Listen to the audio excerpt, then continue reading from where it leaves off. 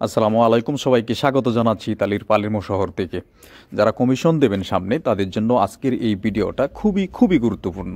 যদি 100 মানুষ এই ভিডিওটা দেখার জন্য আপনারা টাচ করেন, আমি বলবো যে কন্টিনিউ করুন। আপনার যে কমিশনের বক্তব্য রয়েছে সেখানে আশা করি যে 10% হলেও উপকারে আসবে।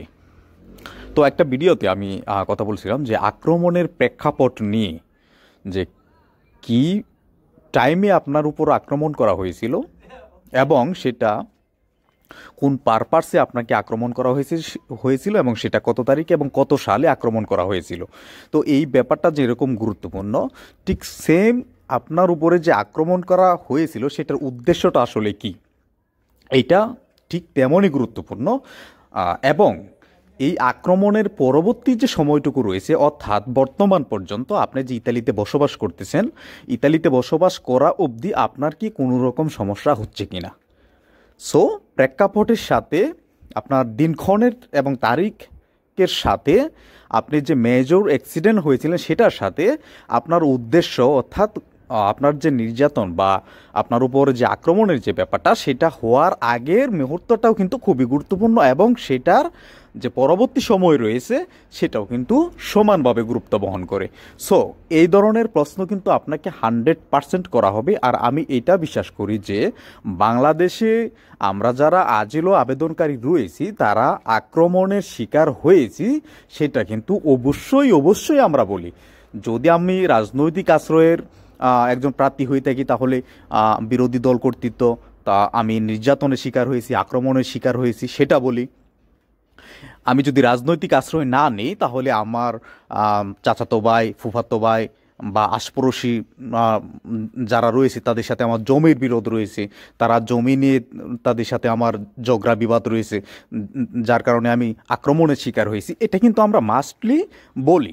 সো এটা আমি জোর দিয়ে বলতে পারি যে আমরা 100 মানুষের মধ্যে প্রায় 90% মানুষেই আমাদের যে সমস্যাটা রয়েছে সেটা বা আমাদের যে গল্পটা রয়েছে সেটার সাথে সাথে আমরা আক্রমণের বা নির্যাতনের শিকার আমি হয়েছি আমার বিরোধী দল কর্তৃত্ব বা আমার যে কাজিন রয়েছে বা চাচাতো ভাই রয়েছে, মামাতো ভাই রয়েছে বা আমার আশপাশি রয়েছে, তাদের সাথে জমি বিরোধ, বা যারা সংখ্যালঘু আপনারা রয়েছেন, সংখ্যালঘুরা কিন্তু এই ব্যাপারটা 100% বলেন যে আমি নির্যাতনের শিকার হয়েছি, আমাকে নির্যাতন করা হয়েছে অমানবিকভাবে এবং আমার যে জমি জমা রয়েছে, আমার ঘরবাড়ি রয়েছে, সেগুলোকেও ভেঙে দেওয়া হয়েছে এবং আমার জমি আত্মসাৎ করা হয়েছে। এই ব্যাপারগুলো যে বলি আমরা, সেটা কিন্তু 100% প্রপারলি বলতে পারি না, বিদায় আমাদের যে কমিশনের রেজাল্টটা সেটা কিন্তু নেগেটিভ চলে আসে। তো এখন আমি আপনাদেরকে বলি, যদি আপনি রাজনৈতিক একজন আজিলো আবেদনকারী হয়ে থাকেন, তাহলে কিন্তু আপনাকে অবশ্যই জিজ্ঞেস করা হবে, ধরুন যে আপনি 2015 সালে আক্রমণের শিকার হয়েছেন, তো সেইটা কি আপনাকে হঠাৎ করে আক্রমণ করা হয়েছে? না, সেই আক্রমণটা কিন্তু আপনাকে হঠাৎ করেই করা হয়নি বা নির্যাতনটা হঠাৎ করেই করা হয়নি। কী পারপাসে করা হয়েছে সেটা কিন্তু আপনাকে অবশ্যই বলতে হবে এবং সেটা আপনি 2015-তে যদি ঘটে, তাহলে সেটা কিন্তু 2012 থেকে আপনাকে বিবরণ একটা দিতে হবে যে তখন থেকে আমি রাজনীতির সাথে জড়িত ছিলাম এবং বিভিন্ন পার্টি এবং বিভিন্ন সভা এবং বিভিন্ন সেমিনারে আমি উপস্থিত থাকতাম, যেটা আমার বিরোধী দলের নজরে আমি পড়ে যাই। এবং একটা সাপোজ আমি যদি বলি যে 21শে ফেব্রুয়ারি আমাদের ইন্টারন্যাশনাল মাদার ল্যাঙ্গুয়েজ ডে, অর্থাৎ মাতৃভাষা দিবস, সেই দিন যখন আমি শহীদ মিনারে পুষ্পস্থাপক যে আমরা যে ফুল দেওয়ার যে ব্যাপারটা যেটা করি শহীদদের সম্মানে, সেটা যখন আমি করতে চাই, তখন আমি বিরোধী দল কর্তৃত্ব আমি নির্যাতনের শিকার হয়েছি। এটা কিন্তু আপনার একদিনে হয়ে যায়নি, সেটার কিন্তু উদ্দেশ্যটা ছিল কি আরও 1 থেকে 1.5 বছর আগে। তো এই ব্যাপারটা আপনাকে এভাবেই প্রমাণ করতে হবে যে আসলে উদ্দেশ্যটা কী ছিল। যারা রাজনৈতিক আজিলো আবেদন করছেন আপনারা, তাদের জন্য এটা গুরুত্বপূর্ণ। তো এখন আপনি আক্রমণের শিকার হয়েছেন, আপনি আক্রমণের শিকার কিভাবে হয়েছেন, কি ধরনের অস্ত্র ব্যবহার করা হয়েছে, আপনি কতদিনে হসপিটালে ছিলেন, সেখানে আপনার কোনো হুমকি ছিল কি না, হ্যাঁ, হসপিটালের যে অ্যাডমিট কার্ড রয়েছে, অর্থাৎ হসপিটালে যে আপনার ছাড়পত্র রয়েছে, হসপিটালে যে সার্টিফিকেট রয়েছে, ওইগুলো যদি দিতে পারেন অনেক ভালো। আপনারা যদি মেজর কোনো সাইন থাকে আপনার বডিতে, সেটা যদি দেখাতে পারেন সেটা ভালো।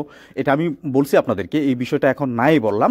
তো এখন যে আপনি ইতালিতে আছেন, এখনও কি আপনার উপর হুমকি রয়েছে কিনা, এই প্রশ্নটা কিন্তু আপনাকে লাস্ট করবেই। হ্যাঁ, যে আপনি যে এখন ইতালিতে চলে আসছেন, আপনার কি এখনও সেই হুমকিটা রয়েছে কিনা।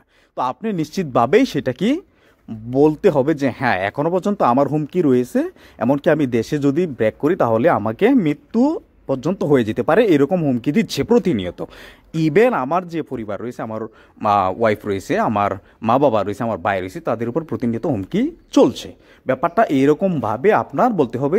তার মানে হচ্ছে যে আপনার যে প্রেক্ষাপটটা ছিল, আপনার যে স্পট ছিল, আপনার যে সময় ছিল, সেটার আগেও যেরকম আপনার হুমকি ছিল, ঘটনা ঘটার পর তো আপনি সেটা দেখাবেনই যে আমার এইরকম সমস্যা হয়েছে, এবং কন্টিনিউ এখনও পর্যন্ত আপনার সমস্যাটার যে ধারাবাহিকতা সেটা এখনও রয়েছে। এই ব্যাপারটা এরকমভাবে আপনাকে বর্ণনা করতে হবে, এবং এই বিষয়গুলো সেম এইভাবেই কিন্তু আপনাকে প্রশ্ন করা হবে। এই জন্যেই আপনাদেরকে আমি বলি যে মানসিক যে প্রিপারেশনের ব্যাপারটা কমিশনে যাওয়ার আগে, সেটা কিন্তু আপনাদেরকে একেবারে 100% নিয়ে যেতে হবে। এটা খুবই গুরুত্বপূর্ণ। জেনে বুঝে প্রশ্নগুলোর উত্তর দিতে হবে। হ্যাঁ, জেনে বুঝে প্রশ্নগুলোর উত্তর দিলে আপনার যে ইন্টারভিউটা সেটা অনেকটাই সহজ হয়ে যাবে।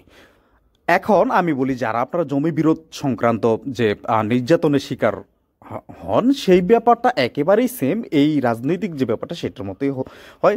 জমি বিরোধ কিন্তু একদিনই হয়ে যায় না।